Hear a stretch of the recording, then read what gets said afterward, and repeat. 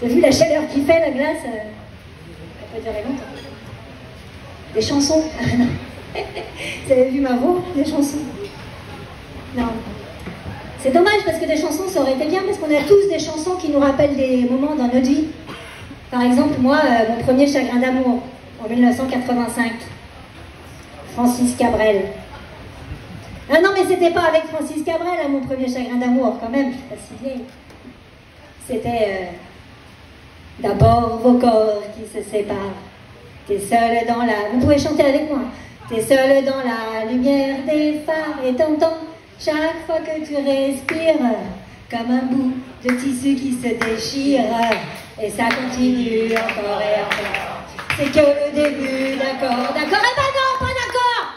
Pas d'accord, ça fait 37 ans que ça me gonfle cette histoire.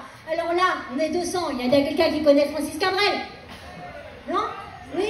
Parce que s'il y a quelqu'un qui connaît Francis Cabrel, moi je voudrais une réponse à cette histoire de bout de tissu qui se déchire. C'est vrai, c'est quoi ce bout de tissu qui se déchire? C'est pour dire que ça fait mal, par là, comme une bronchite, une pneumonie, la tuberculose. C'est pénible à la fin, c'est pénible de ne pas savoir. Bon, la tuberculose aussi, j'imagine que c'est pénible. Mais bon, c'est pas le sujet. Non, mais parce que moi, ça a des répercussions quand même dans ma vie depuis 37 ans, cette histoire. À chaque fois que j'ai quelqu'un qui se fait larguer autour de moi, et en 37 ans, c'est arrivé quelques fois quand même, et ben moi, je dis pas un de perdu, 10 de retrouvé, parce que un de perdu, 10 de retrouvé, ça a jamais consolé personne. Alors moi, je fais, allez, viens là, viens, voilà. Vous savez que j'aime pas ça, les gars. Alors je dis, viens là, pleure. Voilà, pleure, tu pisseras moins.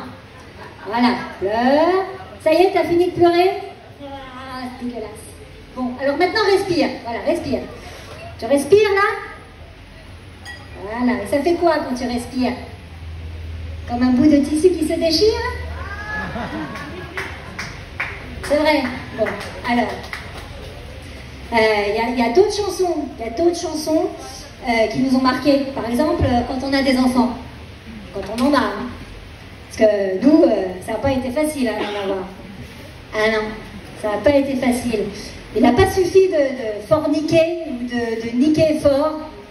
Vous avez vu, ça marche dans les deux sens. Pour les enfants, ça marche que dans un sens, hein, par contre. Il n'a pas suffi de forniquer à heure fixe ou à date fixe avec des courbes de machin là. Non, non, c'était pas comme on dit avant les doigts dans le nez. Ah, c'est pas les doigts? Ah, c'est pas dans le nez? Ah, bah c'est peut-être pour ça que ça n'a pas marché alors. Mais alors du coup, ah bah vous m'expliquerez plus tard. Voilà. Bon bah nous, en fait, comme ça n'a pas marché, au bout de 4 ans, on a décidé de jeter l'éponge. Ah, dégueulasse, l'éponge, elle a servi quand même en 4 ans là, tu l'as pris sur la tête, c'est bête.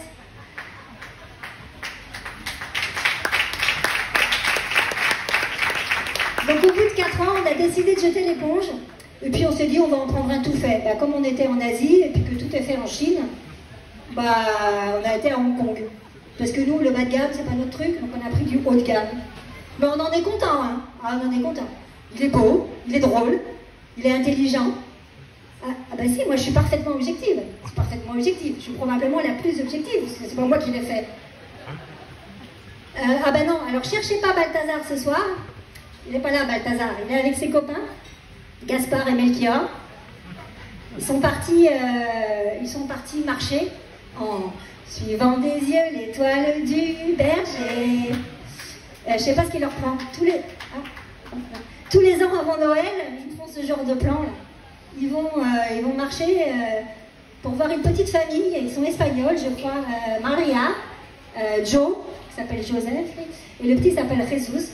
Et ils crèchent à Bétougoul. Voilà, c'est ça. Et ils apportent des cadeaux aux petits tous les ans avant Noël. Bon, moi je suis contente, hein, pendant ce temps-là ils sont pas devant les écrans. Voilà. Donc on a fini par avoir Balthazar. Et c'est sympa d'être maman au début. Parce qu'en plus au début on n'est pas une maman, on est une maman. Une maman, c'est un adulte de première catégorie. C'est un adulte omniscient, détenteur de la vérité universelle et absolument indispensable. Indispensable pour tout. C'est indispensable pour apprendre à marcher, à manger, à dormir, à boire, à s'amuser, à faire pipi caca. Bon, ça a aussi des inconvénients. Bon, pipi caca, par exemple, c'est un inconvénient. Si tu as besoin de dormir plus de 8 heures aussi, c'est un inconvénient. Enfin, 8 heures par semaine, hein, pas par nuit. Ouais. Dans les inconvénients, il y a aussi que tu te mets à chanter quand tu as des enfants. Et vous avez vu ma voix.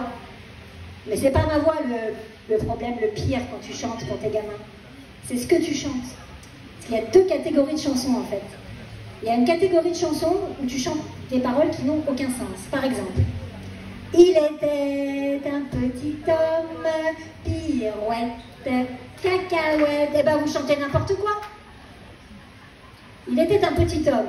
Okay. Pirouette, cacahuète, ça rime. Mais il manque des mots au milieu là.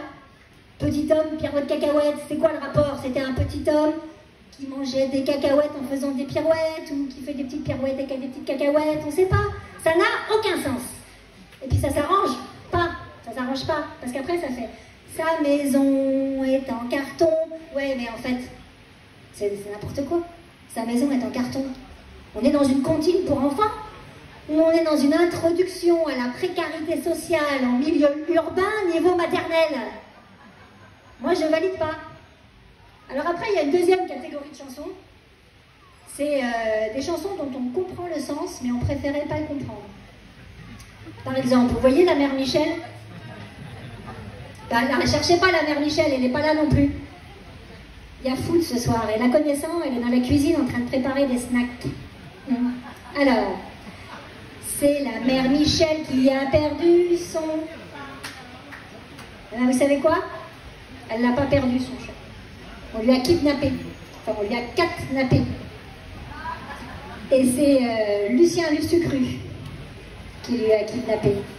Ça vous épate que je sache ça? Lustucru? Épate? Non?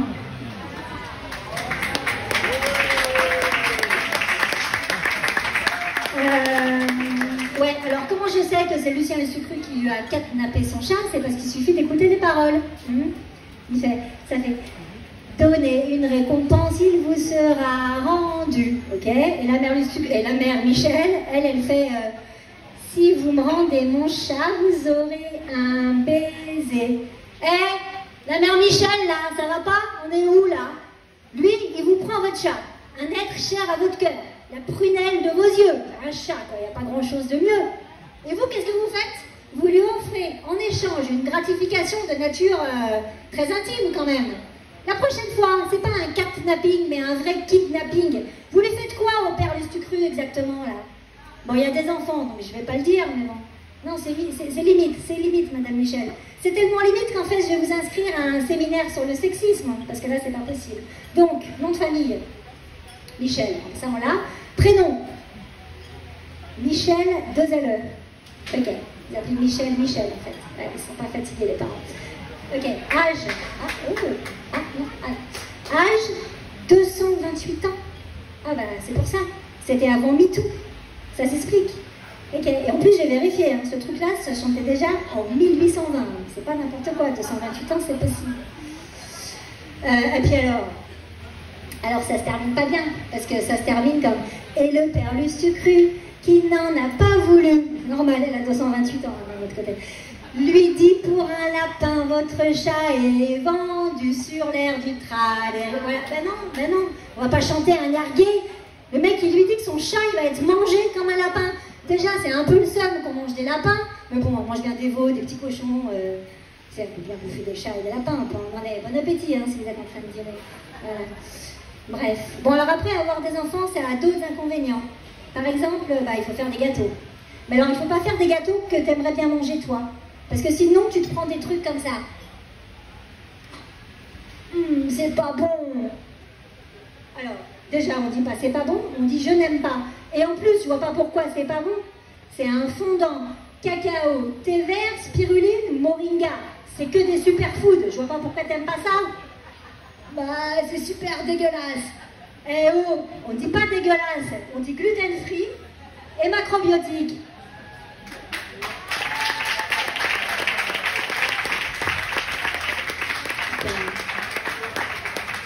Alors des fois, il y a d'autres problèmes quand on a des enfants. Par exemple, si tu aimes bien mettre des règles chez toi, genre des règles d'éducation, tout ça, bah, tu fais des entorses aux règles des fois. Alors, par exemple, pour Balthazar, les règles, c'était... tu manges tes épinards, pas d'écran le soir, et tu te couches pas tard. Ça rime en plus avec Balthazar, parce que comme ça, c'est plus facile pour s'en rappeler. C'est pour ça qu'on ne l'a pas appelé Gudule ou Frédéric. Voilà. Alors, du coup, quand tu sors le soir, jusqu'à 5-6 ans, il pleure et tout ça, tu culpabilises, du coup, tu fais des entorses à la règle. Alors, du coup, ça donne des trucs du genre, alors, mon chéri, tu as l'intégrale de Choupi et Doudou en DVD, et tu as des bonbons, du coca, de la glace, des pop-corn, des cookies, et la nounou est là, mais si tu veux, tu peux m'attendre, on se fera un petit bisou pour se dire bonsoir quand je rentre, vers 2-3 heures du mat. Voilà. Alors là, c'est plus des entorses que tu lui fais à la règle. C'est ces doubles fractures des chevilles, tu lui fais les ligaments croisés, puis tu lui pètes le nez au passage.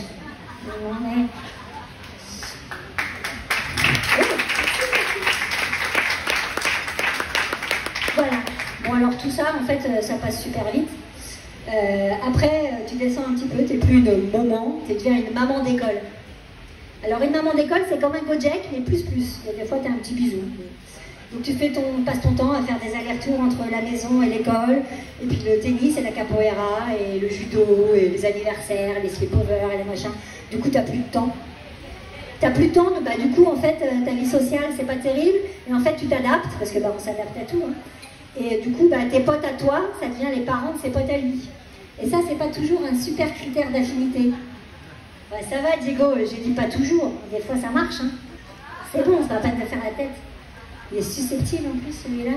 Tu le mets dans des merdes comme ça. Et bref. Alors ça aussi, ça passe très vite, le coup de la maman d'école. Ça passe très vite. Alors, on vous l'a déjà dit probablement que ça passait vite, qu'il fallait en profiter. Mais moi, quand on me l'a dit, je l'ai pas cru. Donc moi, j'étais toujours en mode comme ça, pisse là sur mon canapé. Puis d'un coup, ça fait mip mip. Oh, putain, là il s'est passé un truc, t'as dégringolé de l'échelle de valeur des adultes. T'es plus une maman, t'es plus une maman d'école, t'es devenue une daronne. Une daronne, c'est une maman d'ado. Ah ben il y en a d'autres, je pense, voilà. T'es devenue une daronne parce que toi, jusque-là, t'étais en haut de ta falaise. T'étais en haut de ta falaise, en mode...